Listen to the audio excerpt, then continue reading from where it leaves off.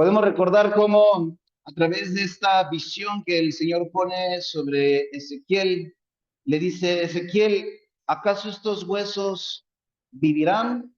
¿Cuál fue la respuesta de Ezequiel?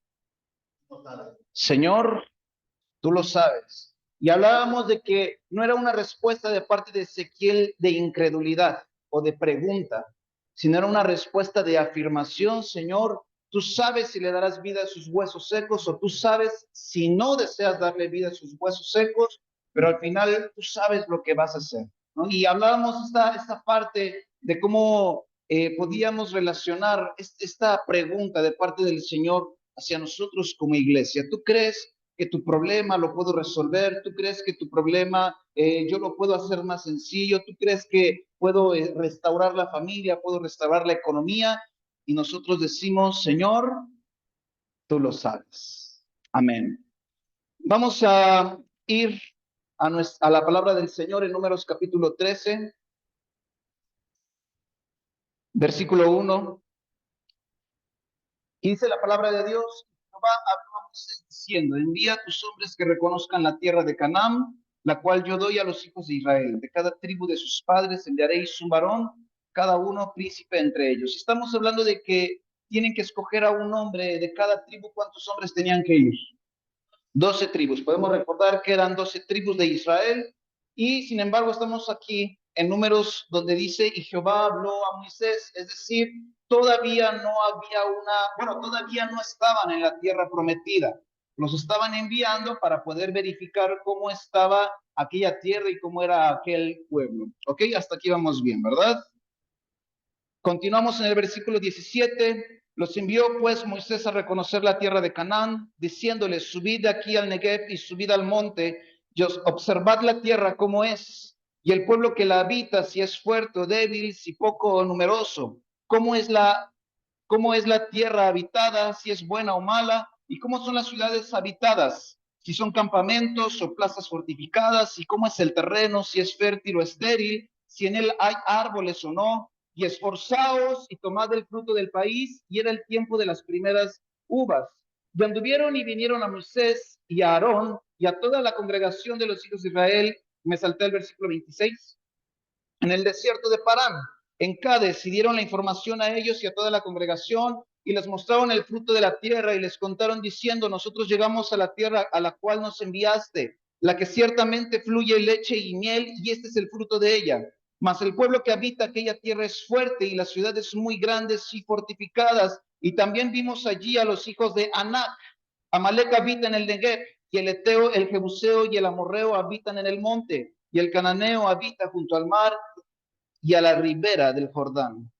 Versículo 30. Entonces Caleb hizo callar al pueblo delante de Moisés y dijo, subamos luego y tomemos posesión de ella, porque más podremos nosotros que ellos. Mas los varones que subieron con él dijeron, no podremos subir contra aquel pueblo, porque es más fuerte que nosotros. Y hablaron mal entre los hijos de Israel de la tierra que habían reconocido, diciendo, la tierra por donde pasamos para reconocerla es tierra que traga a sus moradores, y todo el pueblo que vimos en medio de ella son hombres de grande estatura. También vimos allí gigantes, hijos de Anac, raza de los gigantes, y éramos nosotros a nuestro parecer como langostas, y así les parecíamos a ellos. Capítulo 14, versículo 1. Y toda la congregación, entonces toda la congregación gritó y dio voces. Y el pueblo lloró aquella noche y se quejaron contra Moisés y contra Aarón, todos los hijos de Israel. Y les dijo toda la multitud, ojalá muriéramos en la tierra de Egipto o en este desierto, ojalá muriéramos. ¿Y por qué no nos trae Jehová? ¿Y por qué nos trae Jehová a esta tierra para caer a espada y que nuestras mujeres y nuestros niños sean por presa? ¿No nos sería mejor volvernos a Egipto? Y decían el uno al otro, designemos un capitán y volvamos a Egipto. Entonces Moisés y Aarón se postraron sobre sus rostros delante de toda la multitud de la congregación de los hijos de Israel. Y Josué, hijo de Nun, y Caleb, hijo de Jefone, que eran de los que habían reconocido la tierra, rompieron sus vestidos y hablaron a toda la congregación de los hijos de Israel diciendo, la tierra por donde pasamos para reconocerla es tierra en gran manera buena. Y si Jehová se agradare de nosotros, él nos llevará a esta tierra y nos la entregará, tierra que fluye leche y miel. Por tanto, no seáis rebeldes contra Jehová, ni temáis al pueblo de esta tierra, porque nosotros los comeremos como pan. Su amparo se ha apartado de ellos y con nosotros está Jehová. no los temáis. Versículo 10, entonces toda la multitud habló de apedrearlos, pero la gloria de Jehová se mostró en el tabernáculo de reunión a todos los hijos de Israel. Y Jehová dijo a Moisés, ¿hasta cuándo me ha de irritar este pueblo? ¿Hasta cuándo no me creerán con todas las señales que he hecho en medio de ellos? Aquí nos está hablando la palabra de Dios, esta pequeña anécdota, ya la hemos enseñado anteriormente, pero recuerden que estamos en esta serie de lo que es la fe. Y es importante que tú y yo, número uno, podamos hacer un recuento o un recuerdo de todo lo que el Señor ha hecho por ti y por mí, de todo lo que el Señor ha hecho por nuestra familia, todo lo que el Señor ha hecho por nuestra iglesia. ¿Cuántas veces el Señor no nos ha sacado del hoyo? ¿Cuántas veces el Señor no ha extendido su mano para ayudarnos? Y sin embargo, en muchas ocasiones venimos y reclamamos y comparamos nuestro pasado con nuestro presente, como si lo que estuviéramos viviendo en el presente fuera lo peor que estamos viviendo. Cuando en el pasado hemos vivido peores cosas y nuestra fe fue probada totalmente en un desierto donde estábamos entre la vida y la muerte, donde estábamos entre el divorcio y la restauración. ¿Por qué permitimos, iglesia, que en muchas ocasiones nuestra mente nos traicione? Fue Josué y fue Caleb, dos de los 12 hombres enviados de cada tribu de Israel. Y solamente fueron dos de 12 hombres los que testificaron que era posible ganar esa tierra. Dos de 12 hombres. Pensando el Señor, hallaremos favor delante del Señor y rápido conquistaremos la tierra de Canaán.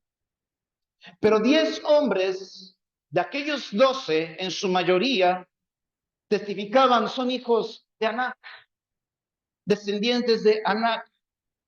Y podemos recordar cómo los hijos de Anac son hombres altos, hombres fuertes. Por ahí dice la palabra del Señor que los ángeles, los hijos de Dios, descendían a la tierra y se metían con las mujeres de la tierra porque eran hermosas.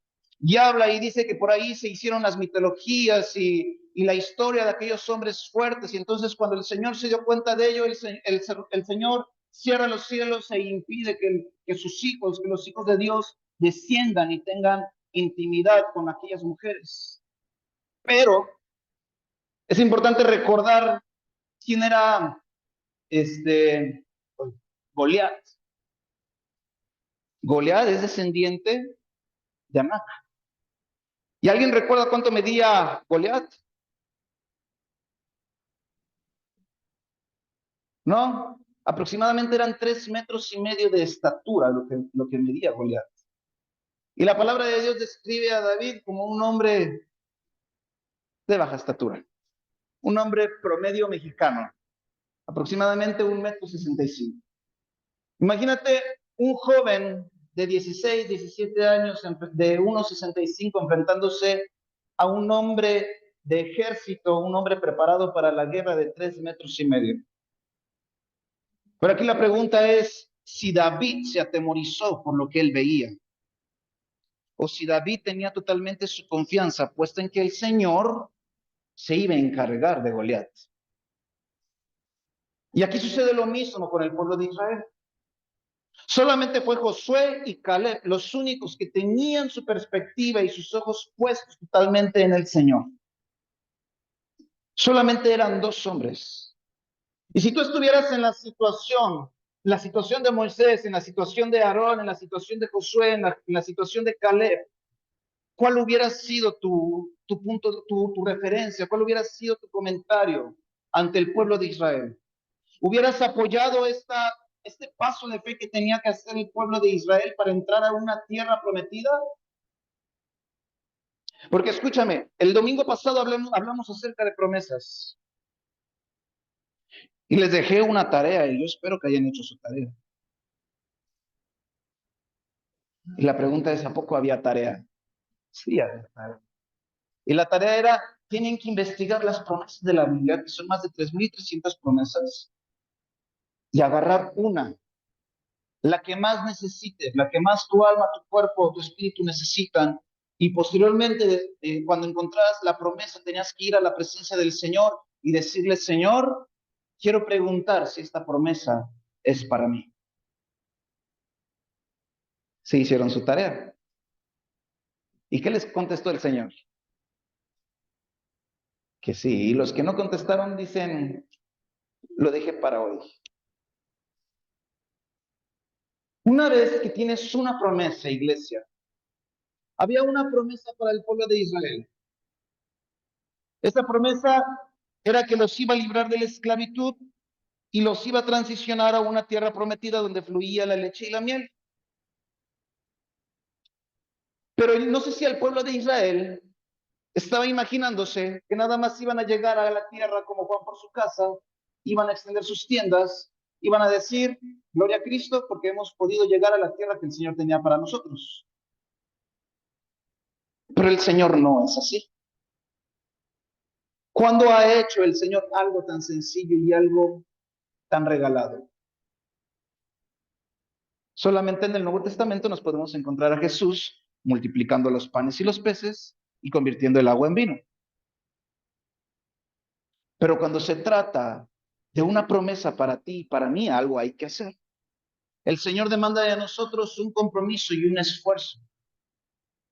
Y es lo que tú y yo no queremos hacer.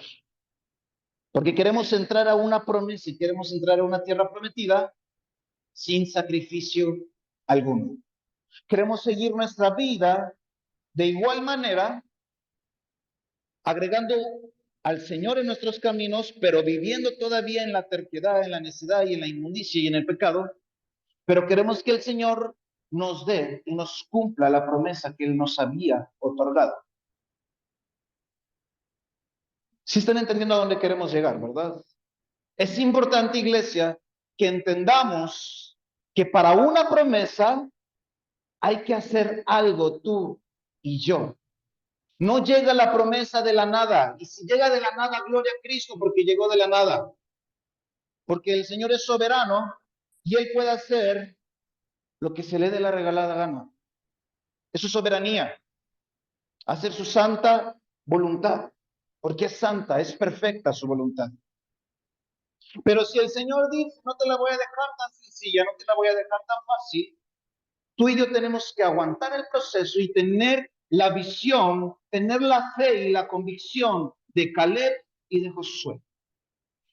A pesar de que vemos el problema grande, a pesar de que vemos que aquellos hombres eran descendientes de Anac, que eran hombres gigantes, nosotros sabemos que mayor es el que está con nosotros que el que está en el mundo. Esto se llama fe, certeza, convicción. Tú y yo, iglesia, debemos de tener siempre nuestros ojos puestos en Jesús. A pesar de que esté el problema, a pesar de que esté el desierto, a pesar de que esté la opresión económica, a pesar de que haya problemas en casa, tú y yo no debemos apartar ni un solo momento nuestros ojos de Jesucristo. No seamos como Pedro, que empezó a andar sobre las aguas, pero dice que la tormenta, la tempestad era tan grande que Pedro se dio cuenta de la tempestad y dice, se empezó a hundir. Pero si Pedro hubiera seguido mirando los ojos de Cristo, Pedro hubiera podido llegar hasta donde Cristo está. Amén. Híjole, ese silencio. El tema de hoy, iglesia, se llama Es su promesa. Josué, capítulo 1, versículo 5. Hay una promesa de parte de Dios a Josué. Podemos recordar que el pueblo de Israel pide un nuevo líder. El Señor se enoja con el pueblo de Israel y externa su comentario a Moisés y le dice, ¿hasta cuándo? Y el Señor le dice, los voy a exterminar. Moisés, los voy a exterminar porque este pueblo, por más que vieron mis señales, por más que vieron mis milagros, no entienden. Los exterminaré y haré de ti una nación grande y fuerte. Y Moisés, con su corazón de pollo, le dijo, Señor, no. No sea que vayan a decir los egipcios, los sacó de Egipto y los mató. Dice, por favor, No, y entonces Dios escuchó a Moisés, pero Dios le dice a Moisés, tú no vas a entrar a la tierra prometida. Pero el pueblo de Israel pide un líder, levantan a Josué, y entonces el Señor le hace una promesa a Josué.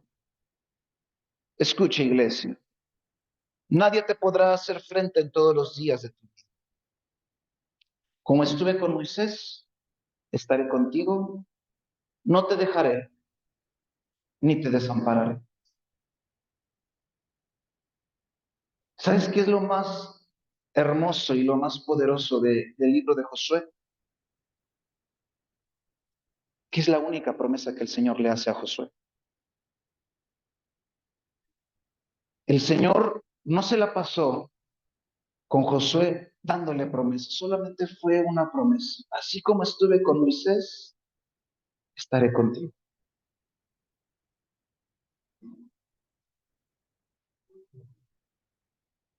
Y si así estuvo el Señor con Moisés y estuvo con Josué, ¿por qué no habría de estar con nosotros en esta mañana?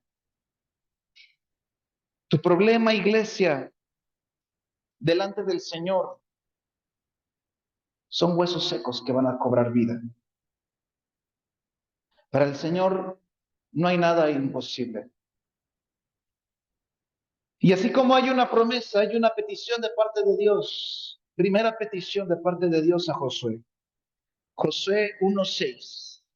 Esfuérzate, sé valiente. Fíjate, primero le da la promesa en el versículo 5 y en el versículo 6 le hace una solicitud Dios a Josué. Dice, esfuérzate y sé valiente. Dice, porque tú repartirás a este pueblo por heredad la tierra de la cual juré a sus padres que la daría a ellos. Petición número 2 de parte de Dios hacia Josué.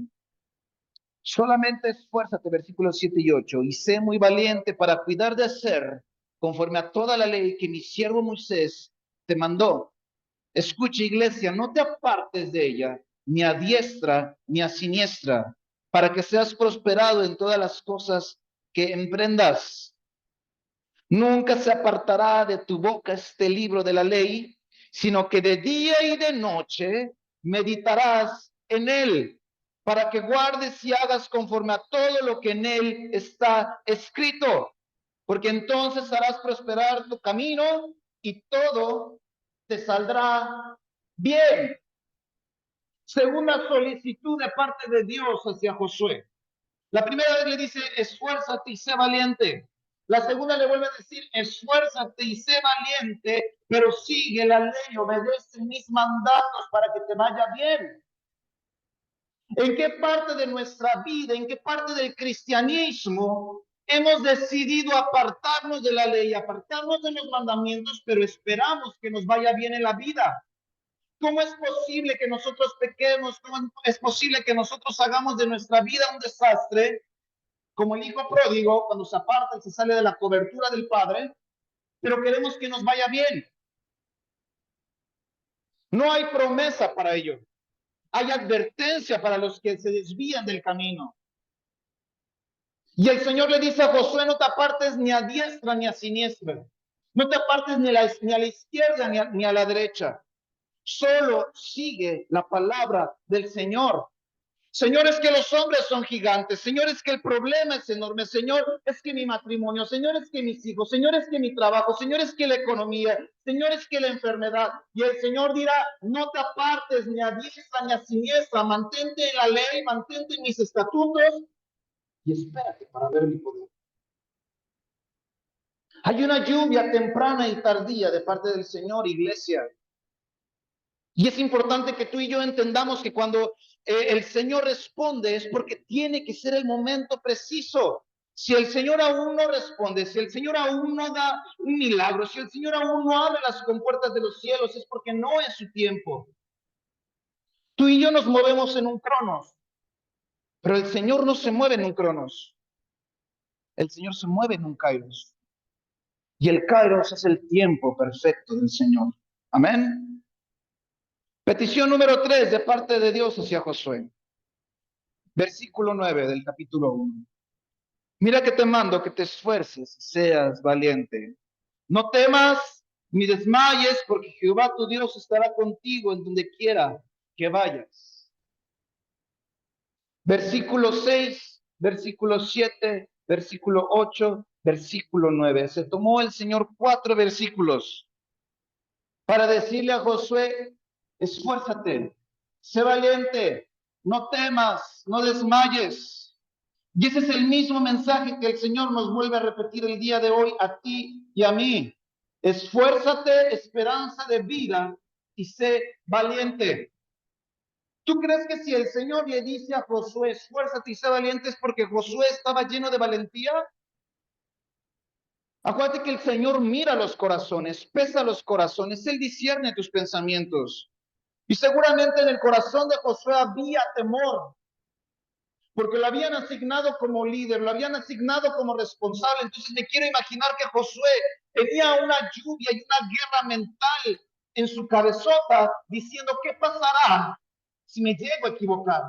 ¿Qué pasará si yo trato de seguir los estatutos, me equivoco y entonces en vez de ganar esta guerra contra la tierra de Canaán, nos terminan venciendo a nosotros como pueblo de Israel? Pero el Señor le recuerda 3 veces, esfuérzate y sé valiente. Y tú tienes que tener esto presente en tu mente y en tu corazón día tras día, cuando llegue el día, el tiempo del desierto y cuando llegue el tiempo de la prueba, porque tú debes de recordar siempre, en el mundo tendréis aflicción, pero confía, porque yo ya vencí al mundo. Es ahí la importancia, Iglesia Esperanza de Vida, que tú y yo podamos estudiar la palabra de Dios, conocer la palabra de Dios, para que en el día malo, para que en el tiempo del desierto, en el tiempo de la prueba, podamos recordar su promesa y saber que el Señor manifestará su mano y su poder a su tiempo. Porque no hay cosa que venga a los hijos de Dios con lo que ellos no puedan. ¿Te das cuenta de la importancia? Pero la pregunta es, ¿cómo te encuentras el día de hoy? ¿Eres parte de Caleb y de Josué o eres parte de los otros 10? Que en cuanto vieron el problema dijeron, nos van a comer como langostas. Que cuando llega el primer problema matrimonial, ya queremos decir, Señor, pues hasta aquí llegamos y fue bueno mientras duró. Que en cuanto nuestros hijos a la primera se desvían del camino, ya casi, casi queremos tirar la toalla y decir, pues ya que el Señor se encargue de él. Que perdimos el trabajo y ya lo primero que estamos haciendo es pensando en cómo estafar, en cómo robarle al banco, cómo robarle al seguro, o estamos pensando en, pues no encontré trabajo y entonces, pues como necesito el dinero, pues voy a buscar un trabajo por lo menos también que trabaje sábados y domingos. No sé si me estás entendiendo a donde quiero llegar y a donde el Espíritu Santo nos quiere llevar en esta mañana, pero es importante que tú y yo no apartemos nuestra mirada de Cristo. Es importante que nuestros cimientos sean sólidos, que aunque llegue un terremoto de 8, de 9 grados, el cimiento es tan sólido que caerán 1000 y 10,000 a tu lado, pero a ti no te llegará, porque tu fe es firme, tus cimientos son fuertes, nuestros cimientos están en la palabra del Señor, nuestros cimientos y nuestra confianza está totalmente en la presencia del Señor. Es que siento que me estoy derrumbando, siento que ya no puedo, siento que el problema me está rebasando, siento que mis hijos cada día se rebelan más, por más que oro, por más que ayuno, el problema se hace más grande. Escúchame, la forma en la que Goliat trabajaba con el pueblo de Israel era gritar y atemorizarlos, amenazarlos a muerte. Y entonces el pueblo de Israel por eso le temía a Goliat, porque él ya había lavado su cerebro. Y la poca valentía que ellos tenían, Goliat se las quitaba con sus palabras. Y así es como funciona el diablo es estratégico. El diablo va a venir y te va a decir, ¿y tu Dios dónde está? Ese Dios al que le serviste por tantos años, ese Dios al que buscaste mañana tras mañana, ese Dios al que buscaste noche tras noche, ese Dios al que le derramaste lágrimas sobre la almohada, ese Dios al que le encomendaste tu familia, le encomendaste tus hijos, les encomendaste tu economía, le encomendaste tu trabajo. ¿Dónde está ese Dios?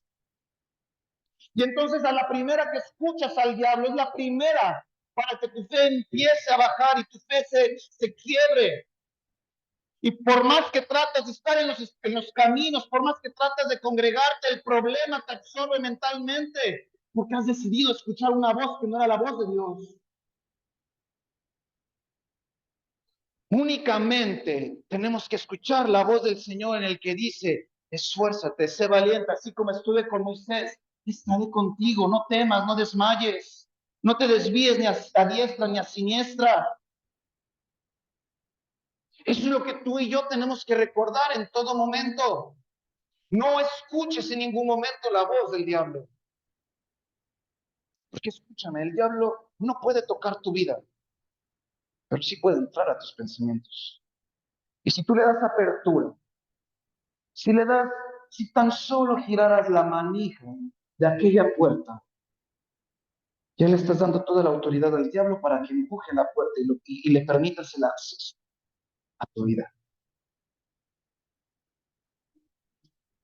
Por eso es que dice en una parte de las escrituras que leímos, nunca se apartará de tu boca este libro de la ley. Escucha, esperanza de vida, sino que de día y de noche, meditarás en él en todo momento, día y noche, tarde, a toda hora, debes de meditar en la palabra, en la promesa del Señor, para que no le des apertura al diablo de entrar a tus pensamientos y entonces tu fe no decaiga. Meditarás, meditar. ¿Qué es meditar? Meditar es estar trabajando, estar procesando, Señor, ¿qué quieres hablar? Señor, yo creo. Señor, yo sé que no me soltarás. Señor, yo sé que tu mano se manifestará en su tiempo. Dice, para que guardes y hagas conforme a todo lo que en él, en la ley, en la palabra de Dios, está escrito. No consejo de pastor, no consejo de hombres, no consejo de algún psicólogo, sino de la palabra de Dios.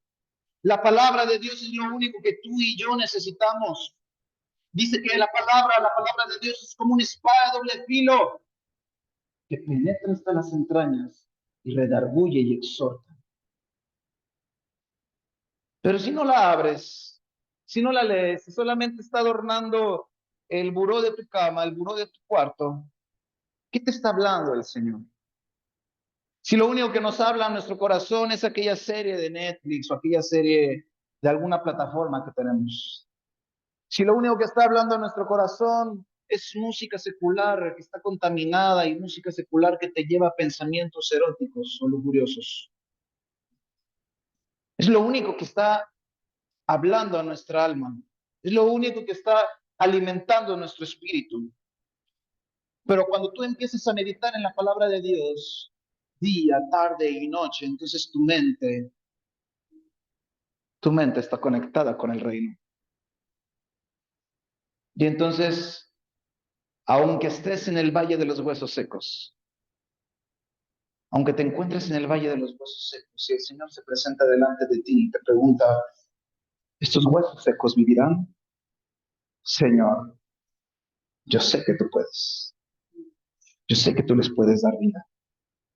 Y cuando viene el Señor y te dice, tu hijo que se apartó del camino, ¿crees que podrá retomar el camino en las sendas de justicia y de verdad?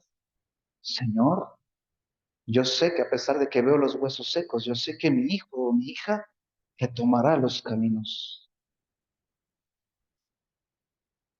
Lo mismo en el matrimonio, lo mismo en la economía, lo mismo en el emprendimiento, donde quieras. El Señor se presenta delante de ti y cuando tú meditas en su ley, cuando tú meditas en su palabra, tú con toda tu confianza, con toda tu certeza, con toda tu convicción le dices, Señor, yo sé, yo sé que a su tiempo extenderás tu mano y veré tu gloria y tu poder. Amén.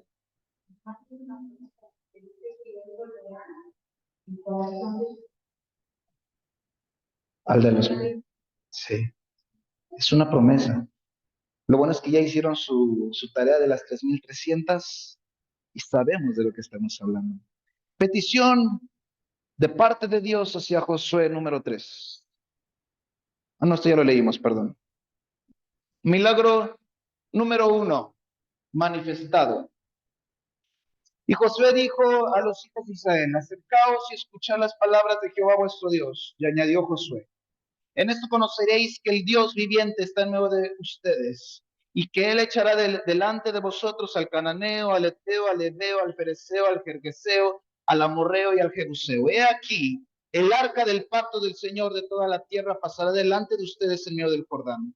Tomad pues ahora 12 hombres de las tribus de Israel, uno de cada tribu, y cuando las plantas de los pies de los sacerdotes que llevan el arca de Jehová, Señor de toda la tierra, se asienten en las aguas del Jordán, las aguas del Jordán se dividirán, porque las aguas que vienen de arriba se detendrán en un montón.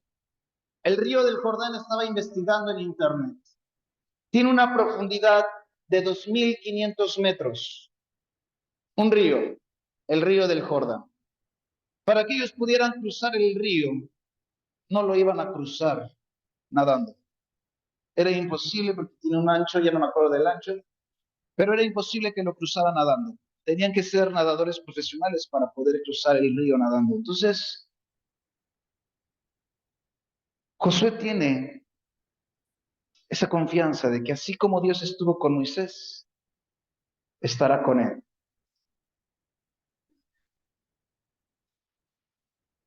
Moisés abrió el mar rojo cuando el Señor le dice, levanta la mano. Pero escúchame, el Señor no siempre hace lo mismo. Josué no tenía barra. Pero sin embargo hay una indicación. En cuanto los sacerdotes empiecen a pisar las aguas, entonces sucederá un milagro. No me acuerdo si lo puse, déjame ver. No, no lo puse. Pero bueno, dice aquí en el versículo 13, las aguas del Jordán se dividirán porque las aguas que vienen de arriba se detendrán en un montón. Dice la palabra del Señor que se partió el río Jordán. Se partió. Fue el primer milagro manifestado.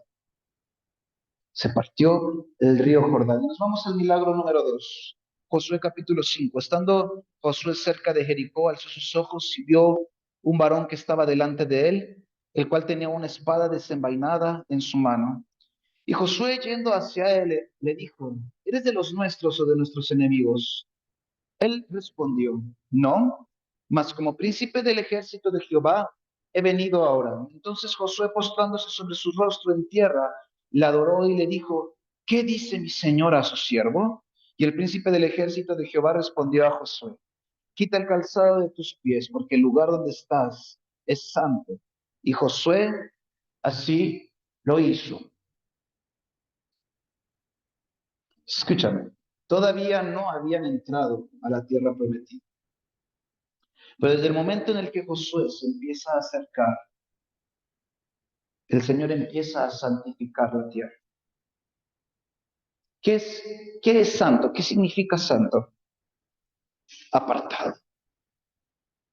La tierra de Canaán, es importante saber que estaba contaminada con idolatría.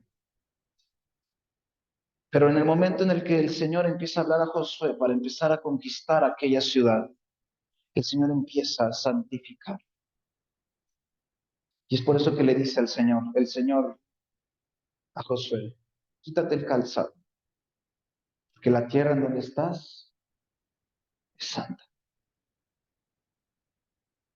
Dime, ¿qué más necesitamos tú y yo, iglesia? ¿Necesitas ver el río Jordán abrirse o el mar rojo abrirse? ¿Necesitas ver que caiga maná del cielo? ¿Necesitas ver agua saliendo de una peña? ¿Qué es lo que necesitas para saber que el Señor ha estado presente en tu vida día tras día? ¿Qué necesitas para recordar que Dios ha estado presente en cada paso que das? ¿Necesitas más? Tú y yo somos como el pueblo de Israel. Hemos visto su mano y de repente nos apartamos y el Señor dice, ¿hasta cuándo entenderán? Han visto mi mano, han visto sanidades, han visto mi mano de provisión, han visto milagros de restauración, pero ¿hasta cuándo entenderá mi pueblo? ¿Hasta cuándo entenderá mi iglesia? Tú sabes que el Señor destruyó a Sodoma y a Gomorra. ¿Por qué la destruyó? ¿Por su qué? Su incredulidad, su pecado, su inmundicia, el nivel de su pecado. Y yo les preguntaba la otra vez, ¿acaso estaremos mejor que Sodoma y Gomorra? ¿En qué estado se encuentra Morelos? ¿En qué situación se encuentra Morelos? Si tú investigas en internet, Morelos ahorita es el cuarto estado con mayor delincuencia y con mayor feminicidio, asesinato, etcétera. Ese es el estado en el que se encuentra nuestro querido Morelos. Pero si el Señor no nos ha eliminado, no nos ha exterminado, es porque hemos hallado gracia delante de Él. Porque su amor por ti y por mí es tan grande que Él sigue esperando que nosotros volvamos a su regazo y le digamos, papá, estamos de vuelta. Josué pudo ver dos milagros y todavía en el Josué capítulo 6 nos encontramos con un tercero. Dice, entonces el pueblo gritó y los sacerdotes tocaron las bocinas y aconteció que cuando el pueblo hubo oído el sonido de la bocina, aquí ya ellos habían recibido la indicación de darle vueltas a la ciudad de Jericó. Gritó con gran vocerío y el muro se derrumbó. El pueblo subió luego a la ciudad, cada uno derecho hacia adelante, y la tomaron y destruyeron a filo de espada todo lo que en la ciudad había, hombres y mujeres, jóvenes y viejos, hasta los bueyes, las ovejas y los asnos. Tercer milagro manifestado. Los muros de Jericó cayeron. Solamente porque decidió el pueblo de Israel obedecer una indicación. La indicación es, tienen que dar vueltas, tienen que dar vueltas, y al séptimo día darán 7 vueltas. En cuanto escuchen el sofá, todos deben de gritar a una sola voz. Y entonces dice la palabra de Dios que los muros cayeron. ¿Cómo? Pues por el poder de Dios. No hay otra. Si eso pudo hacer el Señor con los muros de Jericó, si el Señor pudo abrir el mar rojo, si el Señor pudo darle vida a Lázaro que ya llevaba 4 días de muerto, si el Señor multiplicó aquellos panes y aquellos peces para alimentar a una multitud, si el Señor permitió que aquella viuda, la que había alimentado Elías, pudiera tener harina y aceite hasta que se recuperara la situación económica en aquella tierra, ¿qué no puede hacer con nuestro problema el Señor? ¿Dónde está puesta tu mente? ¿Dónde está puesto tu corazón? ¿Dónde está puesta tu fe? ¿Dónde te encuentras, iglesia? Se llama fe. Fe. Tú y yo debemos de tener fe. Fe. Por eso yo te dije, investiga las promesas de la palabra y con que te adueñes con una promesa de las 3.300 que son. Con eso va a ser suficiente para que tú permanezcas en la palabra del Señor y no te desvíes ni a diestra ni a siniestra. Cuando nuestro padre o nuestra madre nos hacen una promesa, cual sea, el hijo está confiado y tiene su certeza de que el padre o la madre contestará y cumplirá su promesa a su tiempo. Tú y yo somos esos hijos y somos esas hijas que debemos de tener puesta nuestra confianza en nuestro Padre, que no es hombre para mentir, ni hijo de hombre para arrepentirse y decir, Señor, cumple a tu tiempo. Tengo mi confianza y tengo mi certeza de que lo harás a tu tiempo. Josué capítulo 4, versículo 5, y les dijo Josué, pasad delante del arca de Jehová vuestro Dios a la mitad del Jordán, y cada uno de ustedes tome una piedra sobre su hombro, conforme al número de las tribus de los hijos de Israel, para que esto sea señal entre ustedes. Y cuando vuestros hijos pregunten a sus padres mañana, diciendo, ¿qué significan estas piedras? Les responderás que las aguas del Jordán fueron divididas delante del arca del pacto de Jehová. Cuando ella pasó el Jordán, las aguas del Jordán se dividieron y estas piedras se convertirán en monumento conmemorativo a los hijos de Israel para siempre. El Señor deja testimonio vivo de lo que Él hace. Es la única forma. Podrás ir a tu diario de hace 2 años y podrás encontrarte un monumento testimonial de que el Señor manifestó su mano en tu matrimonio, de que el Señor manifestó su mano en tu enfermedad, de que el Señor manifestó su mano en tu economía, y podrás decirle y podrás recordarle a tus hijos que el Señor ha cumplido su palabra, que el Señor ha cumplido su promesa. Pero guarda esos monumentos, guarda esas piedras. No creas que eran piedras que podían tomar con su mano. ¿De qué tamaño son, según lo que nos podríamos imaginar de lo que dice la palabra de Dios? Dice sobre su hombro. No eran unas piedras como las que tenía David en su bolsita. Eran unas piedras testimoniales para que el pueblo de Israel recordara lo que el Señor hizo a través de la vida de Josué para ganar y conquistar aquella ciudad. Son testimonios. Testimonios yo puedo tener muchos testimonios. Y cada que tengo la oportunidad, yo externo mi testimonio para gloria y honra de Cristo. Para que la iglesia crea, para que la iglesia se dé cuenta que el Señor sigue contestando y sigue manifestando milagros. Tú tienes que guardar esas piedras de testimonio para recordar lo que el Señor hizo y que lo que el Señor hizo lo pueda hacer una vez más. No significa que fue el último milagro que el Señor iba a manifestar.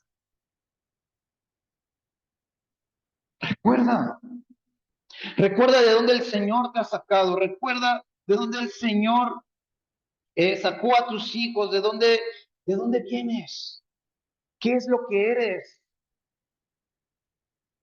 También quedan piedras de testimonio de cuando servías al Señor, cuando amabas al Señor, cuando predicabas del Señor, cómo el Señor se manifestaba con milagros, con sanidades, con liberaciones. Y hoy que te apartaste del camino, hoy que dejaste de buscarle con ese fervor, con esa pasión, hoy que dejaste de ayunar, hoy que dejaste de orar, te das cuenta que esos milagros ya no se manifiestan. Pero sin embargo quedaron aquellas piedras como recordatorio de lo que el Señor manifestaba cuando tú estabas comprometido. Son piedras testimoniales. No las vas a poder olvidar nunca. Por más que te electrocuten el cerebro, el Señor te recordará lo que Él hizo y de cómo estuvo contigo y de cómo Él desea seguir en tu vida para que su nombre siga siendo glorificado. Son piedras testimoniales. No es un peso. No era un peso para el pueblo de Israel cargar sobre sus hombros aquellas piedras. Era un reconocimiento del decir, esto es lo que el Señor pudo hacer y no me puedo imaginar lo que el Señor podrá hacer por delante de nosotros. Pero volvemos a lo mismo, Iglesia Esperanza de Vida. Se llama camino de fe, se llama cristianismo. Si no vas a dar pasos de fe, si no te vas a esforzar y no vas a ser valiente, estás en la religión equivocada. Porque hay religiones que no demandan esfuerzo de parte tuya. Hay religiones que nada más basta con ir a la iglesia un domingo, un miércoles, algún otro día, nada más sentarte y diezmar, ofrendar y ahí termina tu historia y ya crees que con eso ya tienes tu entrada directa al cielo. Pero el Señor dice, en mi nombre echaron fuera demonios, en mi nombre sanaron. Yo les diré, nunca te conocí. Apartados de mí. Porque Apocalipsis 2 dice, hazte tu primer amor. Conozco que tus obras son buenas. Odias a los injustos. Pero tengo algo en contra de ti. Dejaste tu primer amor. Son varios factores que podemos englobar en esta predicación. ¿Dónde está Gustavo? Aquí está.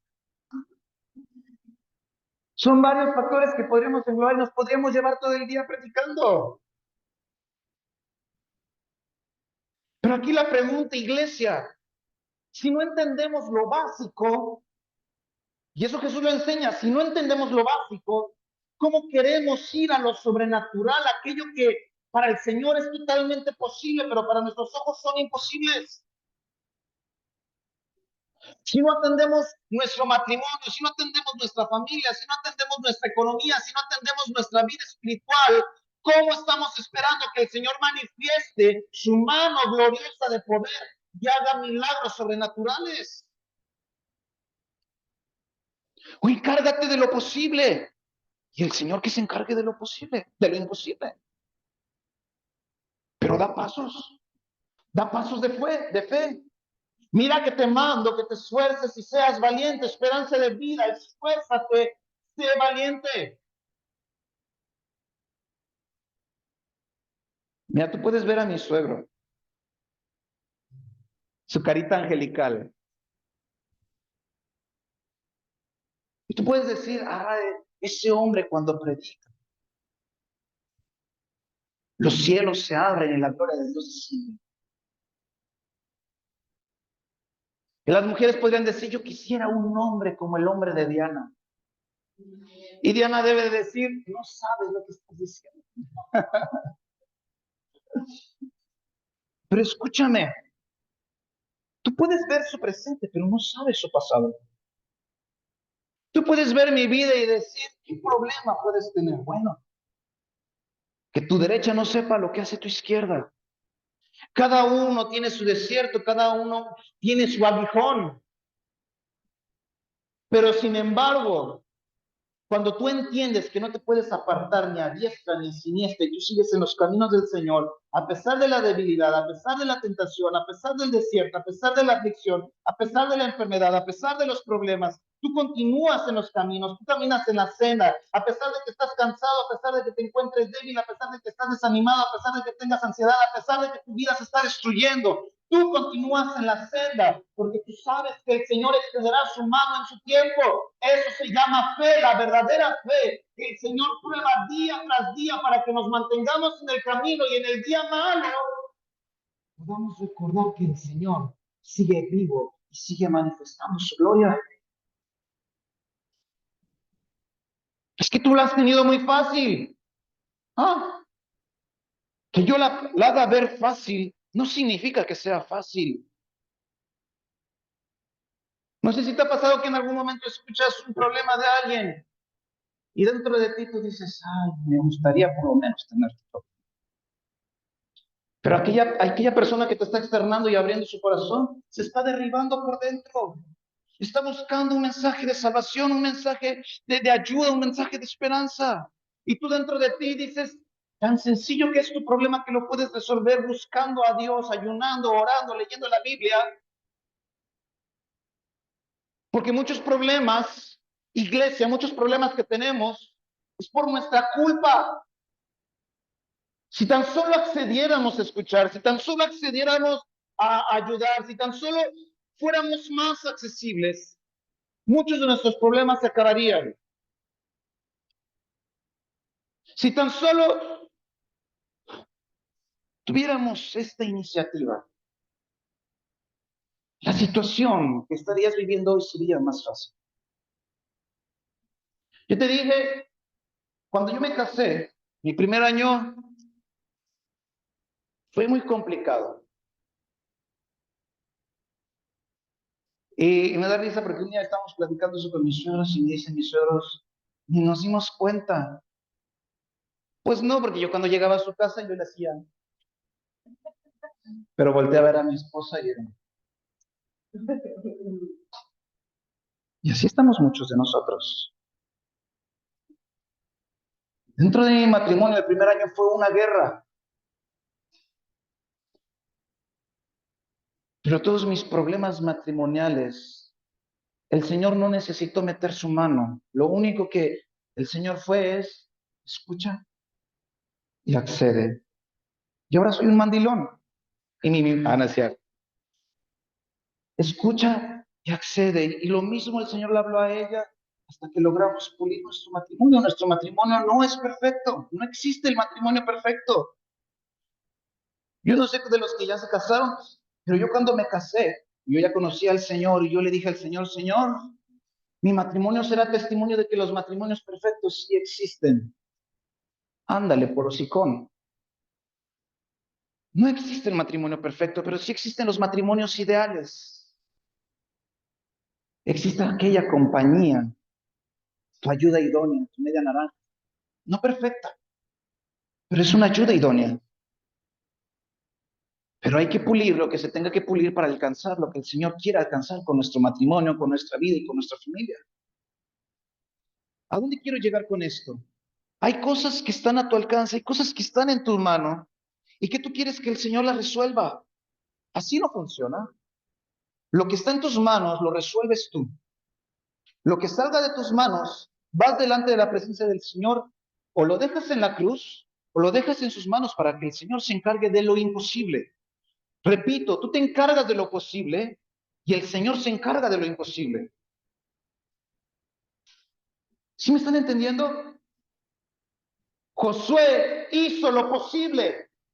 ¿Qué era lo posible? Cargar con el arca, el arca, cargar con el arca, con los sacerdotes y pisar la orilla del río para que el río se pudiera abrir y ellos lo pudieran cruzar. Eso es lo que estaba en las manos de Josué.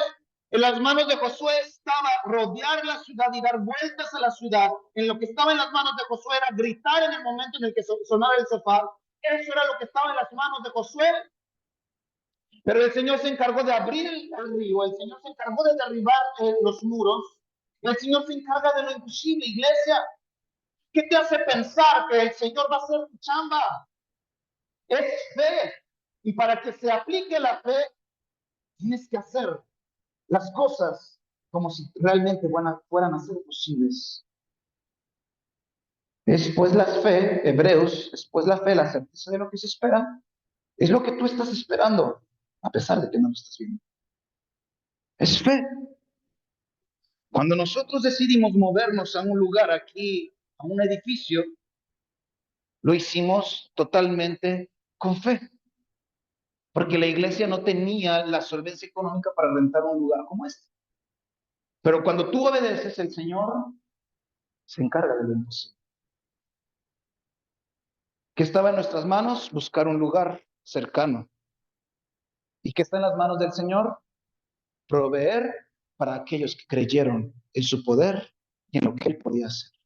¿Por qué no te pones de pie?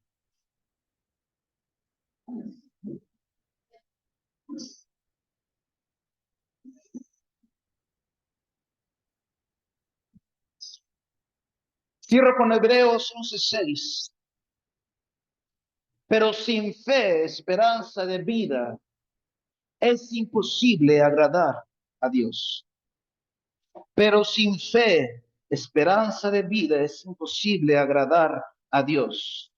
Porque nos es necesario que el que se acerca a Dios crea que hay un Dios y que es galardonador de los vivos. La fe, iglesia, es la que nos ayuda a permanecer. Padre Todopoderoso, queremos darte gracias porque hoy sabemos que tú estás con nosotros. Ahí donde estás, esperanza de vida. Dile al Señor, yo sé que tú estás conmigo. Ahora yo te pido, cree lo que estás diciendo. Y dile realmente con fe, con toda tu fe, con toda tu convicción, con toda esa confianza. Señor, yo sé que tú estás conmigo. Y así como estuviste con Moisés y como estuviste con Josué, yo sé que estarás conmigo.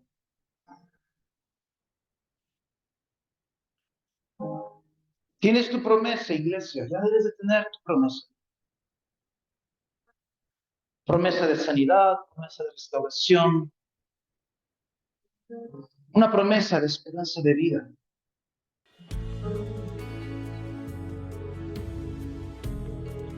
Pero vuelvo a mi tema del domingo pasado. ¿Crees que los huesos secos vivirán? Uf. ¿Crees que los huesos secos vivirán, iglesia? ¿Crees que el Señor pueda volver a hacer algo?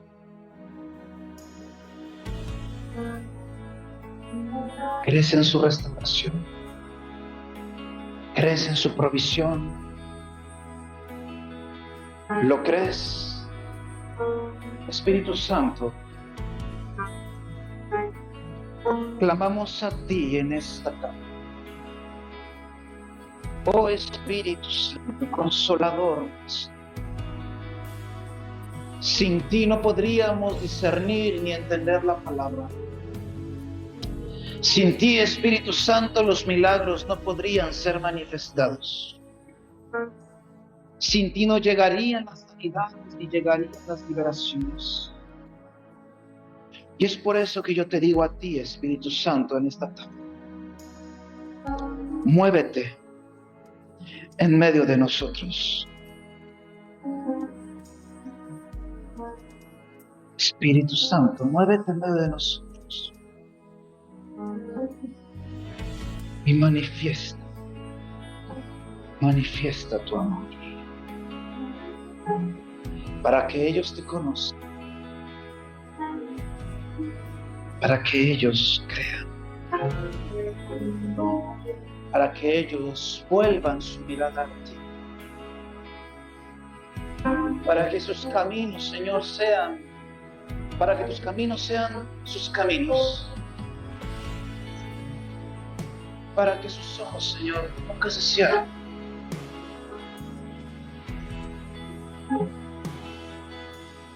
Espíritu Santo, ven en el nombre de Jesús.